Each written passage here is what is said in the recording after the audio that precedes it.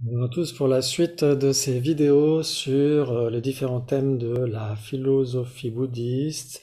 On va essayer de revenir sur ce qu'on avait vu précédemment par rapport à la psychologie bouddhiste. Ok, voilà. Donc on avait parlé de la cognition valide et on était venu sur la cognition valide inférentielle. Donc on va essayer de voir la suite. On avait vu que la définition d'une cognition valide inférentielle donnée par Yonzin Bulbuchok, c'est une cognition conceptuelle nouvelle et infaillible qui est directement produite en dépendance de son support, une raison valide. Très bien, donc la raison c'est très important, comme vous l'avez certainement constaté à travers ces différentes vidéos. La raison, le raisonnement, l'intellect, tout ça c'est très important, c'est pas du tout mis de côté dans le bouddhisme. C'est un outil très très intéressant. Bien sûr qu'il doit être dépassé jusqu'à obtenir une perception directe, mais tant que ce n'est pas le cas, on a besoin de la raison pour certifier des phénomènes qui peuvent échapper à nos sens.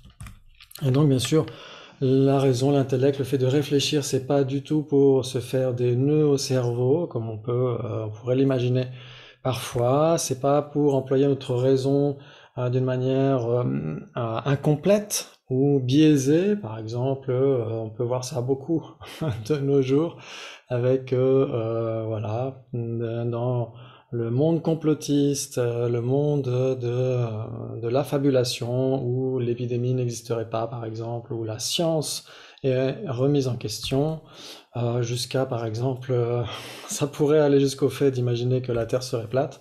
Et donc, bien sûr, on a besoin d'employer toutes nos facultés d'intellect et de raisonner, de raisonnement, pour essayer d'y voir un peu plus clair dans tout ça. Et donc c'est pourquoi on va essayer de voir une introduction à la logique. Alors bien sûr, il y a beaucoup de débats qui peuvent survenir de ce qui va être mentionné là, mais on va essayer de voir surtout l'essentiel. Ok, et donc ici je m'appuie surtout sur la dernière partie de Pointing the Way to Reasoning. C'est un tariq, un traité sur les raisons et sur les raisonnements de Chone Lama Shedup qui a été commenté par Serme et Kensou Rinpoche. Donc moi, c'est surtout ce texte-là que j'ai essayé d'apprendre, mais on a aussi la chance d'avoir une traduction anglaise du Yongzin Tariq, donc la logique du point de vue de Yongzin Pulbuchok, et donc qui est vraiment exceptionnel. Il y a pas mal de similitudes avec celui qui vient d'être évoqué. Et puis il y a aussi un commentaire qui a été traduit en anglais par l'un de mes enseignants, le vénérable Geshe Losel, qui est vraiment exceptionnel, qui a donné aussi des cours sur la logique sur ce texte-là. Et donc c'est très intéressant de voir les différences et les similitudes d'un manuel à l'autre. Ok, donc on va commencer déjà avec la définition d'une raison, Tasuke ba Tagitseni en tibétain, ce qui est posé comme raison. Voilà, donc c'est assez simple, vous pouvez l'apprendre par cœur si vous voulez. Et donc par exemple, si on regarde cette raison ici qui est donnée, je suis en retard car je viens de me raser les cheveux. En effet, ici c'est une raison qui est donnée, et donc c'est une raison qui est plutôt risible, quand on veut le voir. Très bien. Et donc, on a aussi une définition un peu plus longue, la définition d'une raison dans la preuve de cela. En tibétain, on dit dejuk ki ta sukepa, dejuk ki ta kitseni.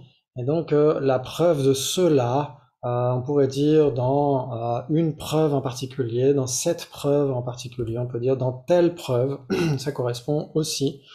Donc c'est pour être un petit peu plus précis, mais ça reste encore très large comme définition. Donc c'est ce qui est posé comme raison dans telle preuve. Très bien. Et donc ici, on a justement la notion de preuve qui est équivalente à la notion de raisonnement ou encore à celle de syllogisme. Donc c'est ce qu'on va voir aujourd'hui en particulier. On va voir ce qu'est un syllogisme, puisque c'est très très utilisé bien sûr dans les textes classiques. Donc ici, quand on a le, le mignon violet qui vient de se raser les cheveux alors que c'est pas vrai, c'est une fausse preuve. C'est une fausse preuve, ou on pourrait dire c'est un syllogisme non valide.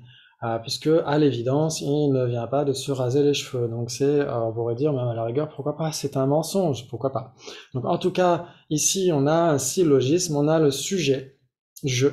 On a le prédicat, ce qu'on cherche à prouver, suis en retard, et on a une raison qui est donnée. Et donc c'est pourquoi ici on a un syllogisme, mais il n'est pas valide. Donc qu'est-ce qu'il faut pour avoir un syllogisme valide? Il faut une raison valide. Donc c'est là où on a toute la différence.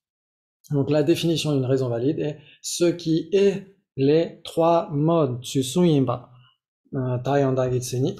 Très bien, et on pourrait dire aussi la définition d'une raison valide dans telle preuve, c'est ce qui est les trois modes dans telle preuve. Ça joue aussi parce que on donne à ce moment-là quelque chose de plus spécifique. On a un contexte particulier, on doit énoncer une preuve en particulier, un syllogisme en particulier. Ok, très bien. Donc, quand on parle d'une preuve ici, comme on l'a dit, on va essayer de voir ce que c'est et on verra bien sûr les trois modes. On verra tout ça progressivement au fil des prochains épisodes. On verra pas tout en même temps parce qu'il y a quand même pas mal d'informations. Ok, donc comme on l'a dit tout à l'heure, on a dit preuve, raisonnement, syllogisme, tout ça c'est équivalent. On pourrait trouver bien sûr des équivalents en tibétain et en sanskrit aussi. Ok. Donc syllogisme, si on prend celui qui est généralement employé, le son est impermanent car il est produit, c'est un syllogisme. Littéralement, quand on débat, quand on a les débats dialectiques, on dit le sujet, le son, pour spécifier de quoi il s'agit, et ensuite on énonce le reste du syllogisme. Il est impermanent car il est produit. Donc ici vous avez en effet le son qui est le sujet du débat, vous avez impermanent qui est le prédicat et vous avez produit qui est la raison qui prouve tout cela. Donc on a les trois éléments ici, le sujet, on verra plus d'informations par rapport à cela aujourd'hui et dans les épisodes qui suivront on verra plus d'informations par rapport au prédicat et aujourd'hui on va voir ce qu'est cette raison, cette fameuse raison justement qui doit être ces trois modes. Ok. Donc ici, vous avez le syllogisme complet, le sujet, le prédicat et la raison qui prouve le prédicat. Donc vous avez ici les trois éléments du syllogisme, à ne pas confondre avec les trois modes, c'est pas la même chose. Et donc quand on prend le son et le prédicat, donc le sujet et le prédicat ensemble, ça va être le probandum, ce qui doit être prouvé, ou la thèse à prouver. Ça revient au même.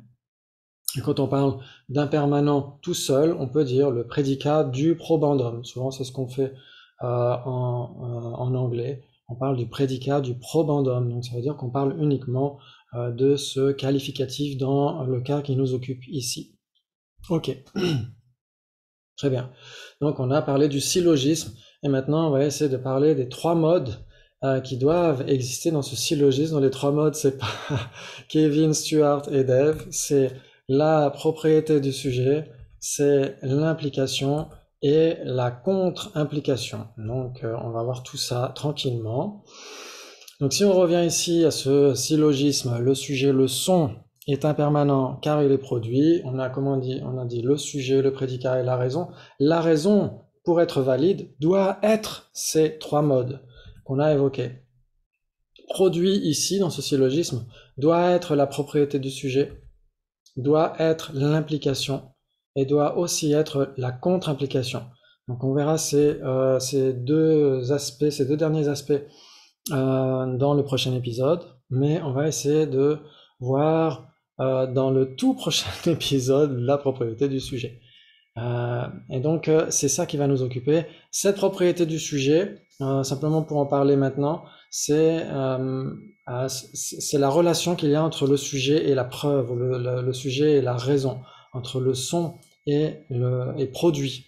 Donc c'est ça qui va occuper la propriété du sujet. Ça veut dire qu'il faut que produit soit une caractéristique du son dans ce cas-là. Et quand on parlera de l'implication et de la contre-implication, la relation ici ce sera entre la raison et le prédicat, entre produit et impermanent. C'est ce qu'on verra progressivement, et donc au prochain épisode, la propriété du sujet. Merci beaucoup et à très bientôt.